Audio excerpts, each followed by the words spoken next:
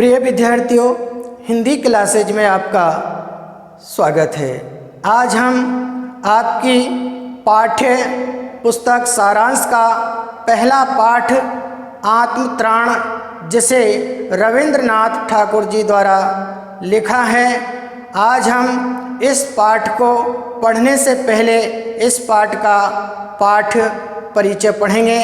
तो आइए आज हम पढ़ते हैं पाठ परिचय। प्रस्तुत प्रार्थना गीत गुरुदेव रविंद्रनाथ ठाकुर द्वारा बंगला भाषा में रचित है। प्रस्तुत ये प्रार्थना गीत है जो गुरुदेव रविंद्रनाथ ठाकुर द्वारा बंगला भाषा में रचित है। इसका हिंदी अनुवाद आचार्य हजारी प्रसाद द्विवेदी ने किया और इस प्रार्थना गीत का हिंदी अनुवाद आचार्य हजारी प्रसाद द्विवेदी जी ने किया। इस कविता में कवि प्रभु की सब कुछ कर सकने के सामर्थ्य को जानते हुए भी अपने आत्मसम्मान की रक्षा करते रहना चाहता है।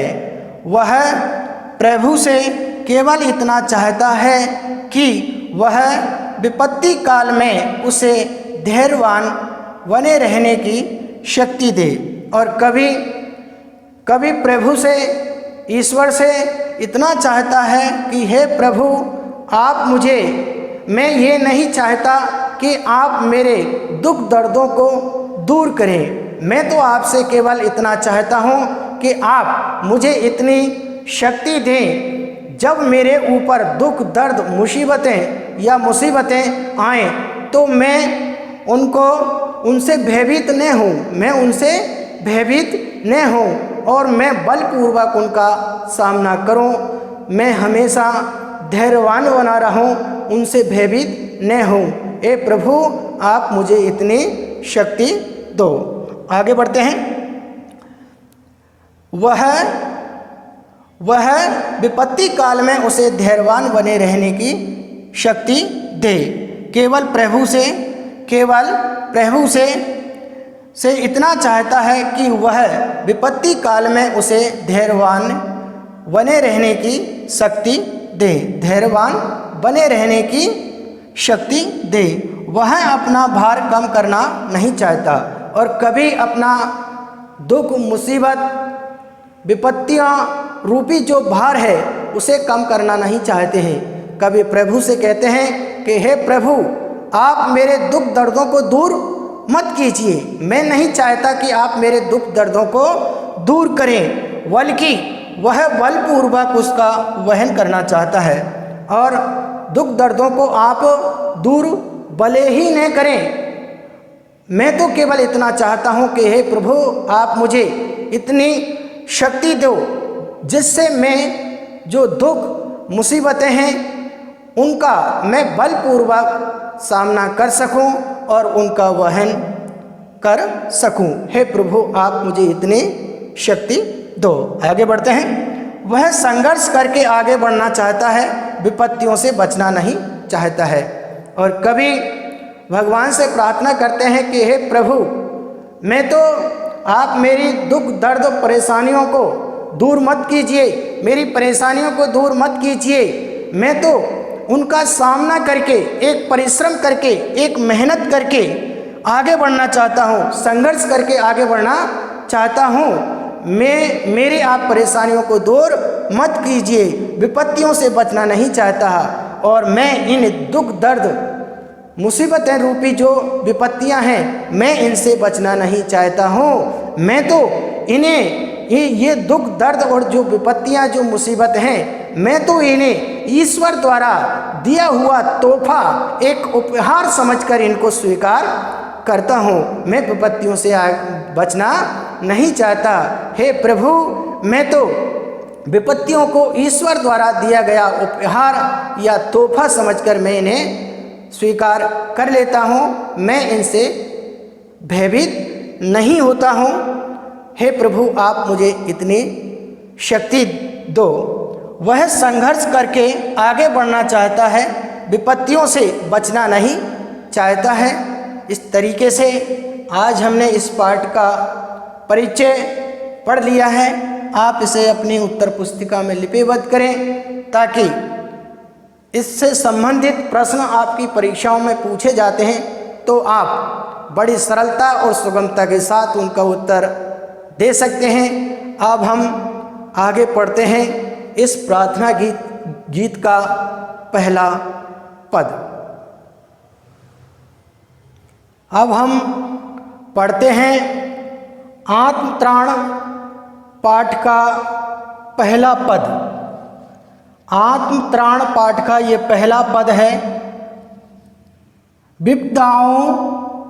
विपदाओं से मुझे बचाओ, यह मेरी प्रार्थना नहीं। विपदाओं से मुझे बचाओ, यह मेरी प्रार्थना नहीं। केवल इतना हो करुणा में, केवल इतना हो करुणा में, कभी न विपदा में पाऊँ भय। दुख ताप से व्यथित चित्त को न दो सांत्वना, नहीं सही पर इतना होवे करुणा में।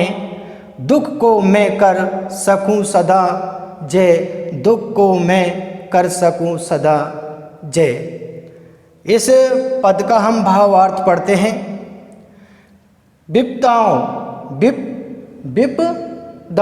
विपदाओं से मुझे बचाओ, यह मेरी प्रार्थना नहीं। केवल इतना हो करुणा में। इन पंक्तियों के माध्यम से कवि कहना चाहते हैं कि कवि प्रार्थना करते हैं। ये प्रार्थना गीत है, इसमें कवि प्रभु से, ईश्वर से प्रार्थना करते हैं कि हे प्रभु, विपदाओं से मुझे बचाओ, यह मेरी प्रार्थना नहीं। ये हे प्रभु, आप मुझे विपत्तियों से, आपत्तियों से बचाओ, ये मेरी प्रार्थना नहीं है। मैं ये प्रार्थना नहीं कर रहा हूँ कि आप मुझे मुसीबतों से, आपत्तियों से, दुखों से, विपत्तियों से बचाओ। ये मेरी आपसे प्रार्थना नहीं है। केवल इतना हो करुणा में। करुणामय का अर्थ होता है दूसरों पर दया करने वाला। केवल इतना हो करुणा में, कभी न विपदाओं में पाऊँ भय। मेरी तो आपसे यही प्रार्थना है कि हे प्रभु, हे ईश्वर, आप मुझे इतनी शक्ति दो जिससे कभी न विपदाओं में पाऊँ भय। हे दीनों पर दया करने वाले, हे दूसरों पर करुणा या दया करने वाले, हे ईश्वर, आप तो मुझे इतनी शक्ति दो जिससे यदि मेरे ऊपर कभी भी कोई विपत्ति या दुख या दर्द मेरे ऊपर आए तो मैं उनसे भयभीत न हूँ। आप मुझे इतनी शक्ति दो, मैं दुख दर्द और विपत्तियाँ मेरे ऊपर जब आएँ मैं उनसे भयभीत न हूँ और मैं उनका डटकर सामना कर सकूँ। इतनी शक्ति आप मुझे दो जिनसे मैं कभी भयभीत न हूँ। आगे बढ़ते हैं। दुख ताप से व्यथित चित्त को न दो सांत्वना, नहीं सही। और मेरे दुख ताप का अर्थ होता है कष्ट की पीड़ा। मेरे व्यथित मीन्स होता है दुख चित्त। आपसे मेरी यही प्रार्थना है कि आप मेरे दुखी मन को या आप मेरे दुख से व्याकुल मन को आप सांत्वना न दें, सांत्वना नहीं दें। आप मेरे दुख से व्याकुल जो मन है उसे आप सांत्वना नहीं दें, मुझे तसल्ली नहीं दें। दुखों में मुझे तसल्ली या धैर्य आप नहीं दें तो कोई बात नहीं है, पर इतना होवे करुणा में। पर हे प्रभु, आप हे दीनों पर दया करने वाले, हे दूसरों पर दया करने वाले प्रभु, हे प्रभु, आप मुझे इतनी शक्ति दो, दुख को मैं कर सकूं सदा विजय। और हे दीनानाथ, हे दूसरों पर दया करने वाले, आप मुझे इतनी शक्ति दो कि जब भी मेरे ऊपर दुख मुसीबतों का पहाड़ टूटे या दुख या मुसीबतें या जो विपत्तियां मेरे ऊपर आएं मैं उन पर सदा विजय कर सकूं, मैं उनसे भयभीत न हूं और बलपूर्वक उनका सामना कर सकूं और उन पर मैं विजय प्राप्त कर सकूं। हे प्रभु, एक करुणा में दीनों पर दया करने वाले, दूसरों पर दया करने वाले, हे प्रभु आप मुझे इतनी शक्ति दो कि जब मेरे ऊपर विपत्तियां या दुख आए तो मैं उनसे भयभीत न हूं और मैं उन पर विजय प्राप्त कर सकूं। हे दीनानाथ, हे दीनों पर दया करने वाले, हे दूसरों पर दया करने वाले प्रभु, आप मुझे इतनी शक्ति दो। अब हम इसका लिखित भावार्थ पढ़ेंगे। कवि भगवान से प्रार्थना कर रहा है कि मैं आपसे यह प्रार्थना नहीं करता कि आप मुझे हमेशा विपत्तियों से बचाते रहें, मैं इतनी प्रार्थना करता हूँ कि हे ईश्वर, मुझे इतनी शक्ति दो कि कभी मेरे ऊपर विपत्ति आए तो मैं उससे भयभीत ना हूँ। फिर कवि कहते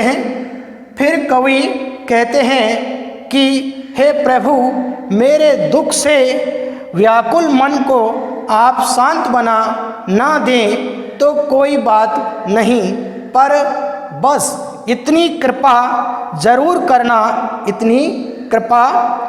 करना कि मुझे शक्ति जरूर देना कि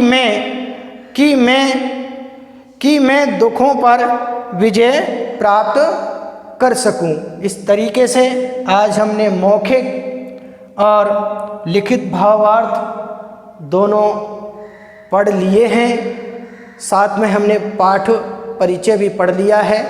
आप इसे अपनी उत्तर पुस्तिका में लिपिबद्ध करें ताकि इनसे संबंधित प्रश्न आपकी परीक्षाओं में आते हैं तो आप बड़ी सरलता और सुगमता के साथ उनका उत्तर दे सकते हैं। आज के लिए इतना ही, शेष कल पढ़ेंगे।